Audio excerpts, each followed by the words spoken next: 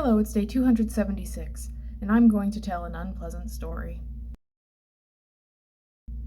All of the trigger warnings for today, okay?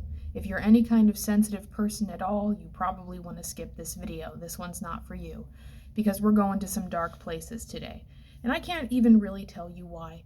I feel like in past videos I touched on this story very briefly, but I've never told it in its entirety.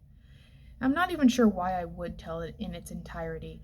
It's just one of those things that it's like a bad memory. One of those bad memories that you can conjure up at a moment's notice with perfect clarity. You can remember it exactly as it was that day. But putting it out in the world, that was something I never thought I would do. But I do think that part of a health journey is coming to terms with those parts of yourself from your past that you might not be super proud of. So that's what we're doing today. Back in the summer of 2010, I was starting to take these summer classes in college. But also that summer, two of my grandparents died, my grandma and my grandpa. My grandpa was sick. We kind of knew he was going to go. He was in the hospital and he was having a bad time. So I went to the hospital to see him the very last time, the last time I would ever see him, because his kidneys were failing. He was on the way out and everybody knew it. So I went there, I said my goodbyes, I touched his hand, and I left. To say that I was affected, that's an understatement, but I'm not really the kind of person who can show it I always felt like I had to be really strong. I had to be really, solid. So I went home, and I decided to do my workout because, like every other time in my life, I was trying to lose weight. And you can't miss a workout even if your grandpa's dying. That was the logic. So I went down in the basement of my parents' house and I put on my workout video. I was doing one of those insanity workouts. And about halfway through, my dad came downstairs and said, "Hey, your grandpa passed." And I was like, shit. But, have to finish the workout because, oh my gosh, what a loser you are if you can't even finish the workout. That was my mindset. It was a very disordered way of thinking. Every other person in the world would not have even started that workout that day. Or they would have done it to make themselves feel better. It wasn't making me feel better, it was making me feel awful. So I was down in the basement trying to finish the insanity workout, and there was one exercise I couldn't do. I had never been able to do it. It's no big deal. Nowadays, no big deal. I would have modified it, I would have, done something different, or I would have ended the workout, but not that day. It was so upsetting to me that I couldn't do this thing. I don't even remember what it was. Burpees maybe, or that around the world thing. I don't know. It was one of those dumb, way too intense workout moves that I wasn't able to do when I was at my heaviest weight. And it was so upsetting to me. I remember looking down at my stomach and just in frustration, I made fists, really solid fists, and I started punching myself in the stomach. Just punching the fat, just punching those fat rolls, so frustrated, so angry. I couldn't, if only these were gone, if only I wasn't so heavy, I could do this exercise, I could do all these things I want to do in life, I can, I can be a real person. So I was just punching, and it hurt, and it didn't matter because even that hurt kind of was just fueling that frustration. And for a very brief second, I had this thought.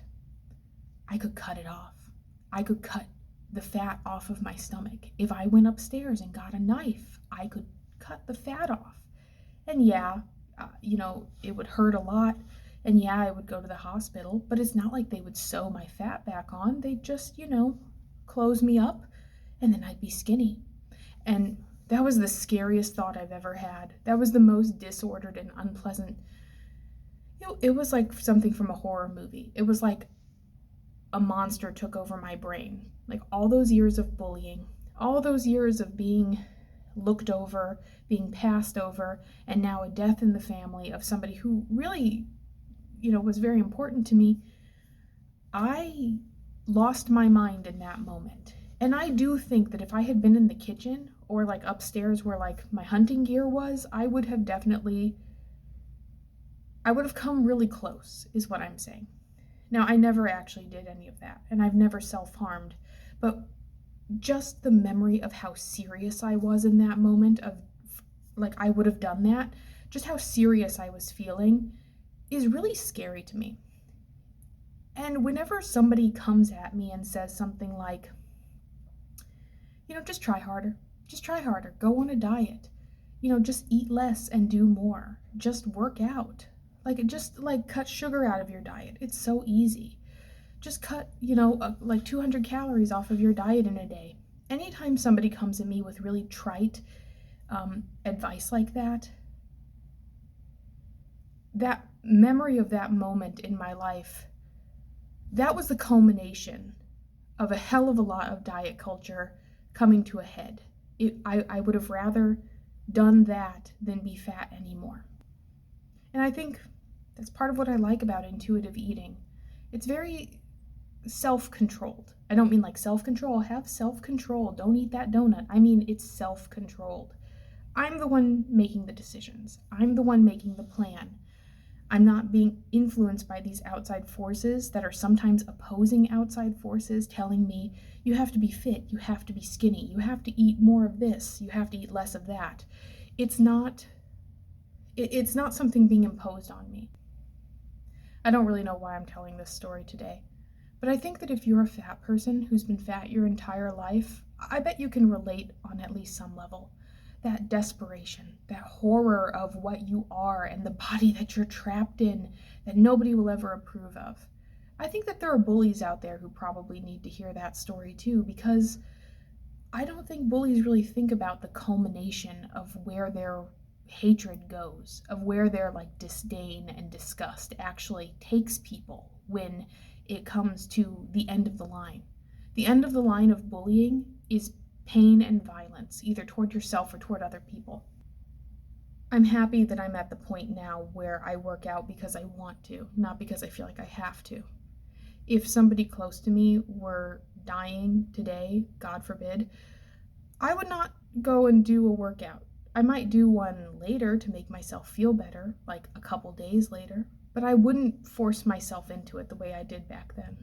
And I think that alone is real evidence that I'm at least getting a little bit better. I'm still not entirely comfortable with who I am or how I'm doing things, but it's not at that point right now. So there's your story, your scary, unpleasant story for the day. Hope you enjoyed it. Sorry about that. But yeah, I'll see you tomorrow.